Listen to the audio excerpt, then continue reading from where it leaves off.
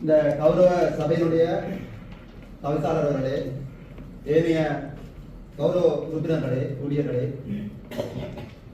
எமது ஊடக நண்பர்களே, அனைவருக்கும் எனது காலை நேர வணக்கங்களை தெரிவித்துக் கொண்டு, எமது இனமானது அழிக்கப்படுகின்றதுக்கு ஒரு முக்கிய காரணமாக இருந்தது 83ஆம் ஆண்டு நமது ஜூலையில் நடைபெற்ற மாபெரும் நிலம்பகம் ஒன்று.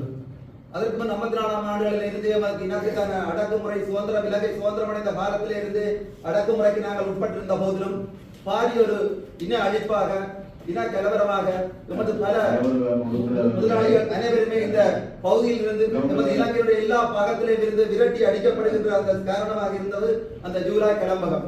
அந்த ஜூலை கிளம்பகத்திலே தான் தமிழர்களுடைய தாயமான வடக்கு கிழக்கை நோக்கி விரட்டி அடிக்கப்பட்டார்.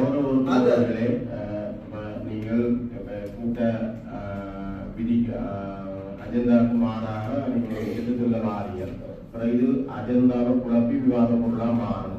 அவை நீங்க வெளிநடப்பு செய்வதாக இருந்தால் அதற்குரிய காரணத்தை உடனடியாக சொல்லிட்டு அதை வெளிநடப்பு செய்வார். இது ஒரு உதயாக இருக்கிற புதிய உறுப்பினர் பலர் அதை உறுப்பினர் பலர் புதுசாக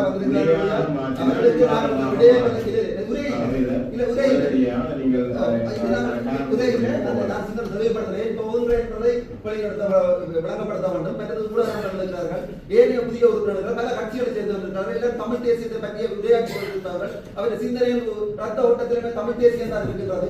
இந்த 83ஆம் ஆண்டு கிளம்பத்துக்கு அந்த காலத்தில் இருந்த இளைஞர்கள் பல ஆயுதங்களை கையில் எடுத்தார்கள். இன்று வரைக்கும் அந்த ரணங்கள், நமது ரத்தங்கள், நமது குழந்தைகள், பிஞ்சு குழந்தைகளே இன்று செம்மணி பகுதிகளிலே புதைக்கப்பட்டிருப்பதற்கு காரணமாக அமைந்தது 83ஆம் ஆண்டு கிளம்பு.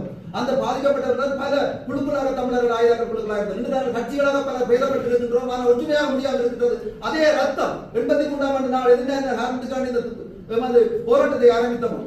அந்த போராட்டத்தை முழுமைப்படுத்த முடியாமல் இருந்த அதே முழுமையாக தான் நாங்கள் அதற்கு நாங்கள் இப்பொழுது என்ன செய்கின்றோம் என்று சொன்னால், இந்த இதே அரசு, அந்த காடைத்தனமான அரசு தான் இன்னும் அந்த காடைத்தனத்தை சிறுவர்கள் மத்தியிலே 83ஆம் ஆண்டு நடந்த இனக்கலவரம் நடைபெற்றிருந்த போது எந்த மாதிரி சிறுவர்களை காடையாக மாற்றினார்கள். அதே காடைத்தனத்தை நமது யுத்தம் என்ற அமைப்புகள் கூட அவர்கள் திணிக்கின்றார்கள். நமது அரசாங்க கேந்திரத்தை ஒழுங்காக செயல்பட மறக்கின்றார்கள். இவர்களுடைய இந்த அராஜக போக்கு இளைஞர்களுக்கு அங்கே என்ன நடைபெற்றது? அந்த 83ஆம் ஆண்டு நடைபெற்றது தீர்வு வழங்கப்பட்டதா? அந்த ரத்த பதி கொண்டவர்கள் வந்து ஒரு நல்வழியை படுத்தினார்களா என்றால் எதுவும் இல்லை. இவற்றுக்கு நான் கண்டனங்களை தெரிவித்து இந்த நான் ஒரு 5 நிமிடங்கள் இந்த சபையை குழப்பக்கூடாது காரணத்துக்கான அந்த சபையை விட்டு 5 நிமிடம் மட்டும் நான் வெளிநடப்பு செய்து இந்த இன அழிப்பு நடைபெற்றது உண்மைதான்.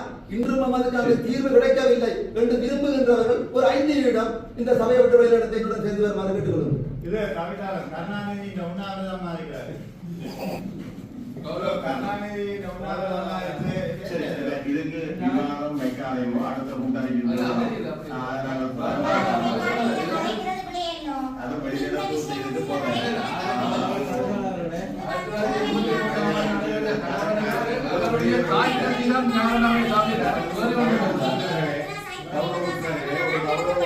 அந்த சபையில் இல்லாத பொழுது அவருடைய தீர்மான செயற்பாடுகளை பற்றிய கருத்தாளர்கள் வைக்க முடியாது. அவர் பின்னர் வந்த பிறகு அது ஏனைய விடயங்கள் அந்த வருகிற பொழுது நீங்கள்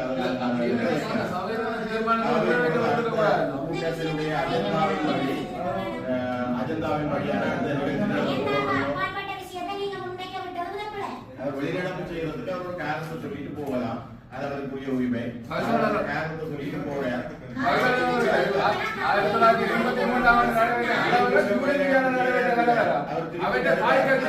நேரத்திலே நாங்கள் உங்களுக்கு அதுக்கான விவாதத்துக்கு நேரம் ஒதுக்கப்படும்.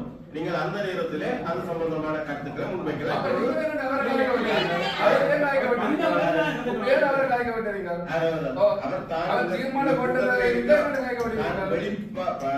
வெளிநடப்பு செய்கிற பொழுது அவங்க ஒருவர் தன்னுடைய காரணத்தை சொல்லிவிட்டு வெளிநடப்பு செய்யலாம்.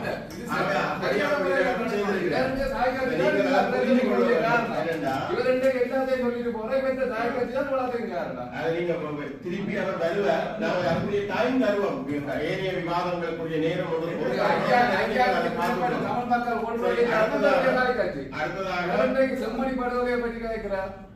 அடுத்தது செயற்பாட்டு அறிக்கை.